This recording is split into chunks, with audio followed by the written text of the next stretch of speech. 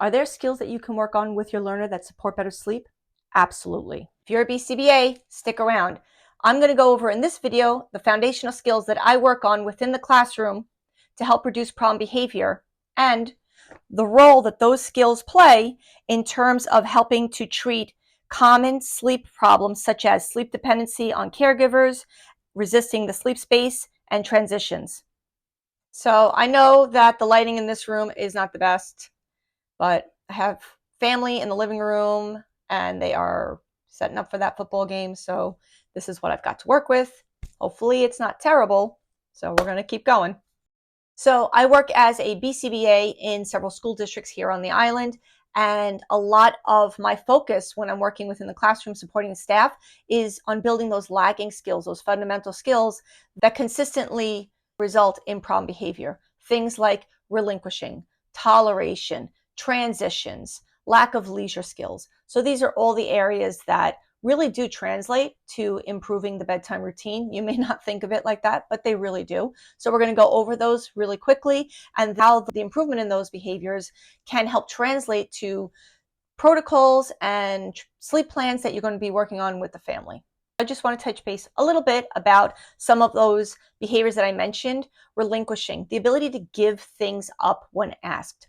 So they've got their favorite things, and if a teacher asks them to give those up to do something or to transition, that seems to be a trigger point for a lot of problem behaviors. So what ends up happening a lot of times in school districts is kids end up not getting access to some of the things they really like because the teacher just can't get them to give it up.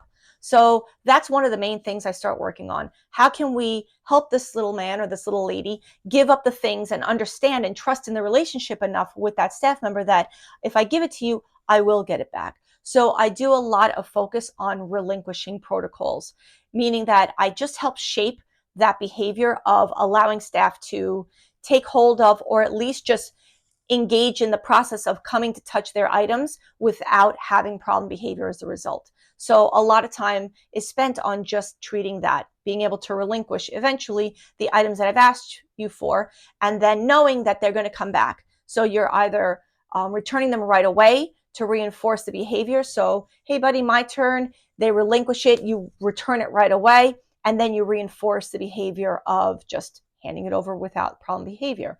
And then extending that so that they not only are relinquishing it, but they're relinquishing it for a time period, knowing that first they have to do something and then they're going to get their item back.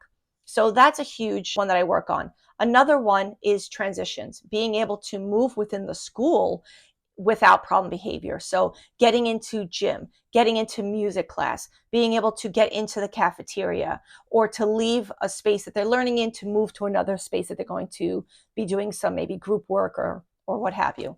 So being able to transition in a way where they're not erupting into problem behavior, increasing the tolerance for those activities within school. That's another one that I do develop protocols for. And again, similar to relinquishing, we're just shaping the response and being able to increase toleration as the student moves along.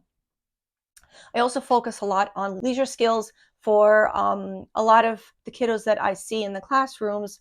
They really don't have great leisure skills. They may not be interested in some of the activities within the classroom. So it becomes a point of some of the things we may be able to do through a preference assessment, find out what maybe they have more interest in and develop leisure skills that way. But for some of my learners, it doesn't go that smoothly. And so we are building tolerance to just engaging in the activities and making sure that we intermittently reinforce their activity, their play skill that we're working on, and then really differentially reinforce if they go for those items independently. So building up play skills, and then more than that, building up play skills where they're not engaged in high rates of physical activity. I have this one little cutie who likes to build snow cones with this toy that he has in class. Another young lady loves to do color, and color by number seems to be a huge preference. So finding things that really can be a leisure skill that we can build into maybe a play activity schedule. So what role do all of those foundational skills that we just went over have in the bedtime routine? So we're going to start with leisure skills. When I say leisure skills, I'm thinking of a category of activities that the child can engage in, maybe with support or supervision, maybe independently, that they hopefully find motivating to a degree, but also really helps them to remain in a calm state. So when I'm thinking leisure skills, I'm thinking of anything from coloring, puzzles, looking at a book, to things such as put in task boxes where maybe they're sorting or they're matching, then also to chores, doing things like folding towels or kitchen towels, to sorting socks, things that the learner can do that keeps them focused and engaged, that we can put inside the routine where they can also remain in a calmer state. The reason for this is that we're trying to build quietude in the hour before bedtime. So being able to fill that with things that encourage quietude is very important. We don't want kids running around and pretty much engaging in high rates of physical activity, or where their heart rate is jumping up, their core temperature is jumping up. We want them to start approaching bedtime in a calm state. I touched a little bit already on toleration, and toleration is a main focus for pretty much every single student I have, and in different forms. So can they tolerate proximity of staff? Can they tolerate when a demand is placed enough to maybe follow through with the ask from the adult? Do they tolerate the environment that they're in to some degree? And again, it's something that we shape and we develop over time, but all of those little foundational skills help the parents in building better bedtime routines.